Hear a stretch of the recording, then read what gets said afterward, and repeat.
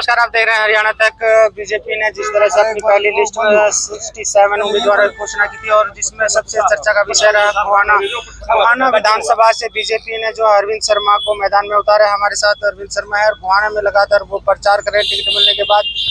Doctor साहब, जिस तरह से अभी जो बीजेपी ने आप पर भरोसा दिलाया है और विधानसभा गोहाना से आपको टिकट दी है, इसको लेकर किस तरह देखते हैं और यहाँ से क्या लोगों का रुझान है बीजेपी को लेकर? ये पार्टी शीर्ष नेतृत्व विधानसभा चुनाव में शीर्ष नेतृत्व ने सारा सभी समीकरणों के हिसाब से टिकटों का फैसला होता है और कहता हूँ हर कार्य करेगा जो पार्टी से जुड़ा हुआ है, पार्टी के लिए जो मेहनत करता है, जो पार्लियामेंट का चुनाव हो, विधानसभा का चुनाव हो, उसकी भी इच्छा रहती है हर एक कार्यकर्ता की भी मुझे भी मौका मिले, मुझे भी मौका हर एक कार्यकर्ता की। लेकिन आप सबको पता है कि शीर्ष नेतृत्व जो है वो सारी चीज़ें देख करके आगे बढ़ता है और लेकिन सभी कार्यकर्ताओं की, सभी साथियों का निशाना एक ही रहता है। निशाना क्या है कि तीसरी बार भारतीय जनता पार्टी सरकार, अब की बार गोहाना में कमल का फूल, ऐसी बातें सबके सब कार्यकर्ताओं के मन और दिल और दिमाग में रहती है और सब सिस्टम बढ़ के आगे बढ़ता है। डॉक्टर साहब, लेकिन जिस तरह से आपको टिकट देगी, यहाँ के जो स्थानीय नेताओं कहने के बाहरी उम्मीदवार मैदान में उतार दिया, जहाँ लोग काफ़ी सालों से 20-20 साल से यहाँ मेहनत कर रहे थे, उनको दरकिनार किया गया। तो जो मुद्दे हैं स्थानीय, वो स्थानीय नेता ही जान सकता है, बाहरी तो लोग उसको जान। तो एक और बात है, जो देवीलाल, डॉक्टर मंगल सेन जी, अटल बिहारी वाजपेयी जी, वो क्या कहते थे, मुद्दे और दर्द को जानने के लिए किसी भाषा की जरूरत नहीं होती। आप निकलोगे यहाँ 5 मिनट में आपको मुद्दे पता लग जाएंगे क्या मुद्दे हैं, नहीं समझे? आप सब बातों का ज़्यादा से ज़्यादा 1 घंटे में पता लग जाता है क्या मुद्दे हैं। और मैं इन मुद्दों से जुड़ा हुआ भी, मैं 1996 में इंडिपेंडेंट एमपी रहा, उसके बाद भी मैंने चुनाव लड़ा। मुझे पता है कब की मांग है कि गोहाना को जिला बनाए, लेकिन भारतीय जनता पार्टी ने पूरी कोशिश की। तो टेक्निकल कारण से तो जो नॉर्म्स होते हैं एक जिला बनाने के लिए, उनमें अभी तक कोई ना कोई टेक्निकली तो था, लेकिन मैं अब कहता हूँ हम सब मिलकर के मेहनत करेंगे और गोहाने को जिला बनाएंगे। आप कहते हैं कि गोहाना मेरी कर्मस्थली है राजनीतिक, यहाँ से काफ़ी आशीर्वाद मिला है, क्या लगता है इस बार आप पर जनता भरोसा दिलेंगे? देखिए, ये गोहाना मेरी राजनीतिक जन्मस्थली है, यहीं से मेरा करियर शुरू हुआ। भरोसा ही नहीं, पूरा विश्वास है, मुझे पूरा विश्वास है। जिस तरह से लोगों का प्यार प्रेम मिल रहा है, मैं उनके लिए कोई अनजान नहीं हूँ, नया नहीं हूँ। आपने देखा परसों हमारा प्रोग्राम था, इतना ज़बरदस्त जोश लोगों में था और मुझे खुशी हुई। मैं लोगों से जुड़ा हुआ था, ब्याह शादी में आना, दुख सुख में आना, लोगों से मैं जुड़ा हुआ हूँ।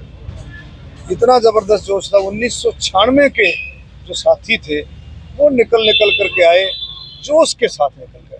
हर बरादरी से सारे के सारे साथी निकल कर आए इस उम्मीद के साथ कि अब की बार गोहाना में कमल का फूल खिलाना है।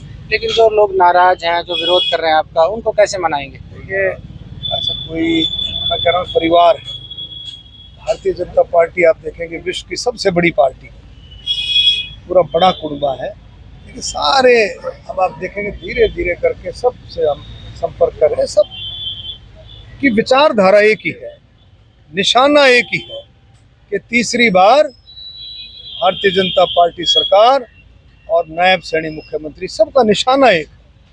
क्यों? कि सबको पता है कि किस तरह से किसान, मजदूर, दलित, बैकवर्ड, नौजवान, कर्मचारी, व्यापारी, हर एक तबके का, खिलाड़ियों का, आपके एक्स सर्विस मैन का, बुजुर्गों का, महिलाओं का, हर तबके का अगर ध्यान रख सकती है तो भारतीय जनता पार्टी रख सकती है। एक आखिरी सवाल, जो कांग्रेस कह रही है, यहाँ से लगातार कांग्रेस के विधायक भी कह रहे हैं कि बीजेपी ने जिस तरह से जात पात की राजनीति की है, धर्म के नाम पर राजनीति के लोगों को बांटने की बात की है, मजदूर किसान कर्मचारी वर्ग हर परेशान इससे है। इस बार भूपेंद्र सिंह हुड्डा सीएम बनेंगे, सरकार उनकी होगी, क्योंकि भूपेंद्र सिंह हुड्डा घर भी है गढ़ भी कहते हैं। देखिए, बीजेपी कभी जाति पाति की राजनीति नहीं करती।